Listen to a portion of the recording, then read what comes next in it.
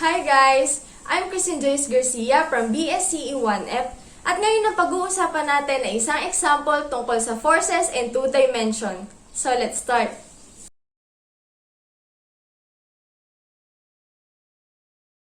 So ito yung ating sample problem. A 4.60 kg box is pulled across a smooth surface. The force acting on the box has a magnitude of F equals 6.20 Newton and points in a direction 35 degrees above the horizontal.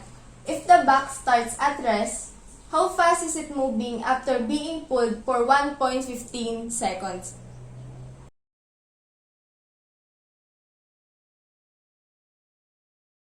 For example, this is the box at ito yung surface. Hila-hila siya with the force na 6.20 Newton. At ito ay from the angle na 35 degrees. And yung box ay mayroong bigat na 4.60 kg. Assuming that this is the positive side, ito yung ating X, at ito yung ating Y.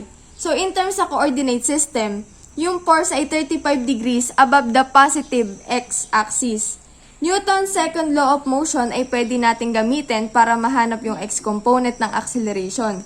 Pag nalaman na natin yung acceleration at yung time ng pulling, which is given, pwede na natin gamitin yung kinematics para hanapin yung final speed ng ating box. Solving for the force at the X direction, ito yung ating Fx. At andito naman yung ating Fy. Pero hindi na natin gagamitin yung Fy dahil ang kailangan lang natin ay yung final velocity na na-reach ng box after being pulled for 1.15 seconds.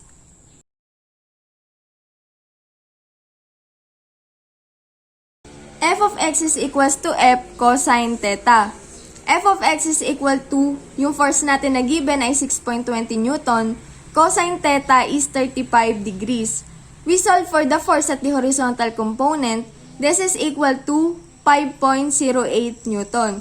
So, hindi pa tayo tapos. Kailangan pa nating isolve yung acceleration para masolve natin yung velocity using kinematics equation. For the acceleration, we use the Newton's second law of motion. This is the net force at the horizontal component and this is equal to Fx lang dahil Fx lang naman yung nasa horizontal component equals to the mass times the acceleration at the horizontal. So, solving for the acceleration at x is equal to f of x over the mass. So, we have 5.08 Newton over 4.60 kilogram. So, again, yung Newton ay pwede natin i-convert sa kilogram times meters per second squared para makancel yung kilogram. At ang unit na matitira sa atin ay meters per second squared. So, by calculating, ang ating acceleration at the horizontal component ay 1.10 meters per second squared. Alam na natin yung acceleration, pwede na nating isolve yung final velocity na marireach nung box nung hinila siya 1.15 seconds. So, gagamitin natin yung kinematics equation na b sub x dahil nasa horizontal component yung ating sinosolve, wala tayong velocity upward. This is box plus ax times d time. Yung box natin ay nag-start from rest, ibig sabihin, 0 na agad yung ating initial velocity. V of x now is equal to ax natin ay equal sa 1.10 meters per second squared times that time na 1.15 seconds.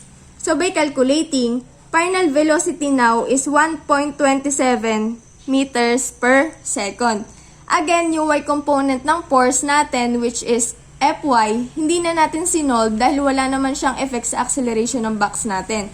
Kasi yung motion ng box ay at the horizontal.